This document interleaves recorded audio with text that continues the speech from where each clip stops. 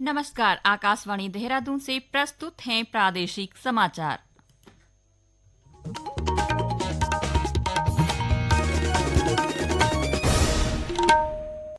मुख्यमंत्री पुष्कर सिंह धामी ने प्रदेश में स्वरोजगार को बढ़ावा देने के लिए दूध, शहद, कृषि उत्पादन और बागवानी को बढ़ावा देने पर जोर दिया।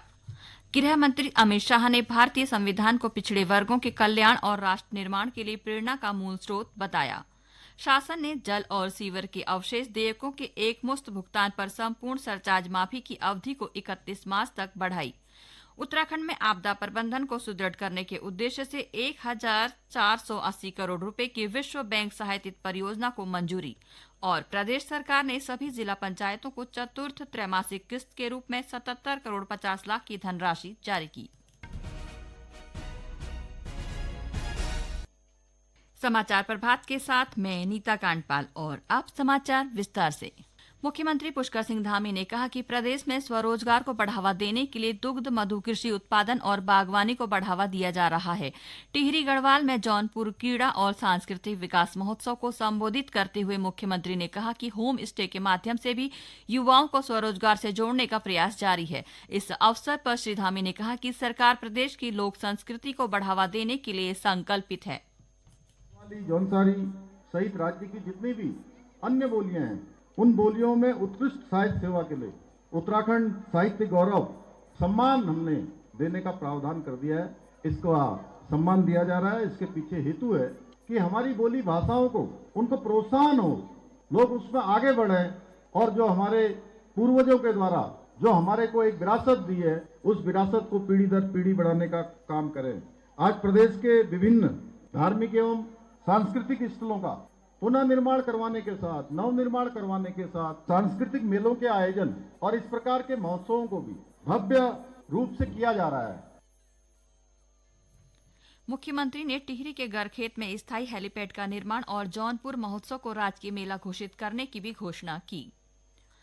केंद्रीय गृह मंत्री अमित शाह ने कहा कि भारतीय संविधान सरकार के लिए मात्र एक दस्तावेज नहीं है, बल्कि पिछड़े वर्गों के कल्याण और राष्ट्र निर्माण के लिए प्रेरणा का मूलभूत स्रोत है। उन्होंने कहा कि संविधान देश में लोकतंत्र की जड़ें मजबूत करता है और बिना किसी रक्तपात के सत्ता हस्तांतरण सुनिश्चित करता है। राज्यसभा में भारतीय संविधान की 75 वर्षों की गौरवशाली यात्रा पर विशेष चर्चा का उत्तर देते हुए गृह मंत्री ने विपक्ष के इस आरोप का करारा जवाब दिया कि संविधान की अनदेखी की जा रही है।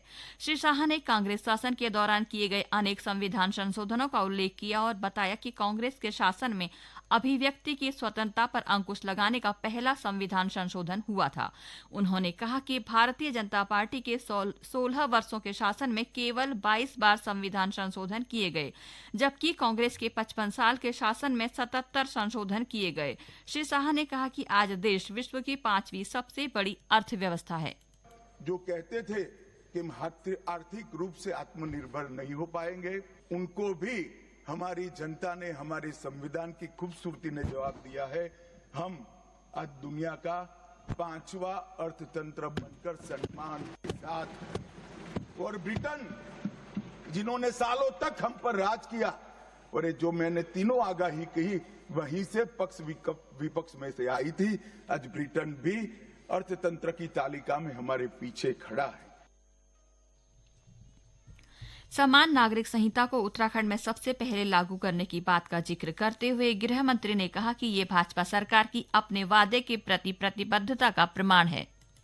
11 बार देश की सुप्रीम कोर्ट ने यूसीसी लाने का आग्रह देश की और राज्य की सरकारों ने किया है। आप नहीं ला सकते, तुष्टीकरण से ऊपर नहीं उठते। मान्यवर, हमने ही उत्तराखंड में भारतीय जनता पार्टी की सरकार ने यूसीसी लाया। रेलवे सुरक्षा बल आरपीएफ के समन्वय से राजकीय रेलवे पुलिस जीआरपी के प्रमुखों का 5वां अखिल भारतीय सम्मेलन आज नई दिल्ली में सफलतापूर्वक संपन्न हुआ। रेलवे मंत्रालय ने एक वक्तव्य में बताया कि इस सम्मेलन ने यात्री सुरक्षा, अपराध कम करने की रणनीतियों तथा रेलवे की सुरक्षा बढ़ाने के लिए महत्वपूर्ण जनशक्ति की आवश्यकताओं पर चर्चा करने के लिए वरिष्ठ अधिकारियों तथा सुरक्षा अधिकारियों को एक मंच प्रदान किया। इस अवसर पर रेलवे बोर्ड के अध्यक्ष सतीश कुमार ने रेलवे यात्रियों की सुरक्षा सुनिश्चित करने में जीआरपी और आरपीएफ के बीच एक सहयोगी दृष्टिकोण के महत्व पर बल दिया। केंद्र सरकार ने उत्तराखंड में आपदा प्रबंधन को सुदृढ़ और रिस्पांस टाइम को कम करने के उद्देश्य से 1480 करोड़ रुपए के विश्व बैंक सहायतित परियोजना को मंजूरी दी है। इसके लिए मुख्यमंत्री पुष्कर सिंह धामी ने प्रधानमंत्री नरेंद्र मोदी सहित केंद्र सरकार का आभार व्यक्त किया है। एक संदेश में मुख्यमंत्री ने कहा कि उत्तराखंड आपदा की दृष्टि से संवेदनशील राज्य है। केंद्र सरकार द्वारा स्वीकृत की गई इस धनराशि से राज्य में आपदा के समय आपदा राहत और बचाव कार्यों के साथ आपदा के प्रभाव को कम करने में इससे बड़ी मदद मिलेगी। इस परियोजना के अंतर्गत 45 सेतुओं, 8 सड़क सुरक्षात्मक उपाय, 10 आपदा आश्रय गृहों का निर्माण, 19 अग्निशमन केंद्रों का निर्माण व सुदृढ़ीकरण और अन्य कार्य किए जाएंगे। उत्तराखंड शासन ने प्रदेश के जल और सीवर उपभोक्ताओं को बड़ी राहत दी है। जल और सीवर के अवशेष देयकों के एकमुश्त भुगतान पर संपूर्ण सरचार्ज माफी की अवधि को अगले वर्ष 31 मार्च तक बढ़ा दिया गया है। मुख्यमंत्री धामी ने बीते नवंबर माह में जल और सीवर के अवशेष देयकों का 31 दिसंबर तक एकमुश्त भुगतान किए जाने पर विलंब शुल्क की धनराशि को 100% माफ करने की घोषणा की थी। बड़ी संख्या में उपभोक्ताओं ने इसका लाभ उठाया है। प्रदेश सरकार ने त्रिस्तरीय पंचायती राज संस्थाओं के अंतर्गत सभी जिला पंचायतों को चतुर्थ त्रैमासिक किस्त के रूप में 77 करोड़ 50 लाख की धनराशि जारी कर दी है। शासन ने पिथौरागढ़ विधानसभा में इमला से इमलाधुरा तक संपर्क मार्ग के क्रियान्वयन के लिए चालू वित्तीय वर्ष में 56,03,000 रुपए की मंजूरी दी है। साथ ही धारचूला विधानसभा क्षेत्र के अंतर्गत विभिन्न विकास कार्यों के लिए 1 करोड़ रुपए से अधिक की धनराशि की वित्तीय और प्रशासनिक स्वीकृति प्रदान की है।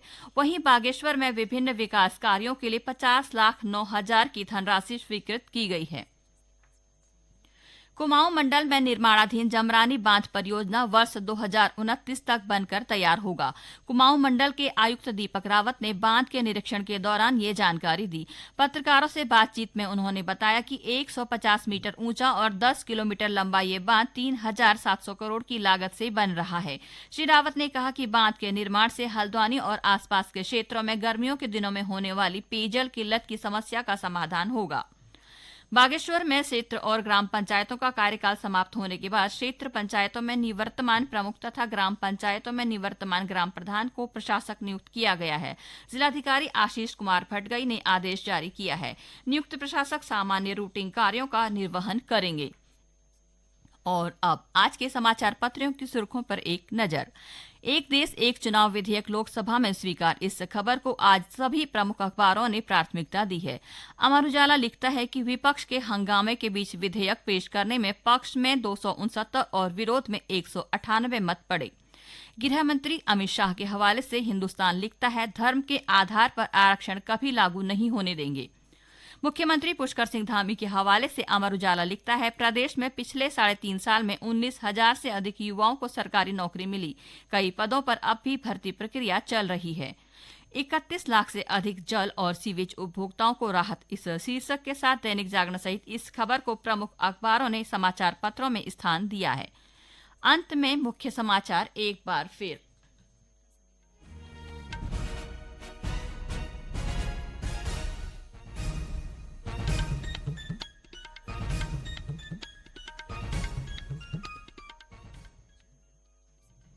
मुख्यमंत्री पुष्कर सिंह धामी ने प्रदेश में स्वरोजगार को बढ़ावा देने के लिए दूध, शहद, कृषि उत्पादन और बागवानी को बढ़ावा देने पर जोर दिया। गृह मंत्री अमित शाह ने भारतीय संविधान को पिछड़े वर्गों के कल्याण और राष्ट्र निर्माण के लिए प्रेरणा का मूलभूत स्रोत बताया। शासन ने जल और सीवर के अवशेष देयकों को एकमुश्त भुगतान पर संपूर्ण सरचार्ज माफी की अवधि को 31 मार्च तक बढ़ाई। उत्तराखंड में आपदा प्रबंधन को सुदृढ़ करने के उद्देश्य से 1480 करोड़ रुपए के विश्व बैंक सहायतित परियोजना को मंजूरी। और प्रदेश सरकार ने सभी जिला पंचायतों को चतुर्थ त्रैमासिक किस्त के रूप में 77 करोड़ 50 लाख की धनराशि जारी की। इसके साथ ही प्रभात समाचार का ये अंक समाप्त हुआ। नमस्कार।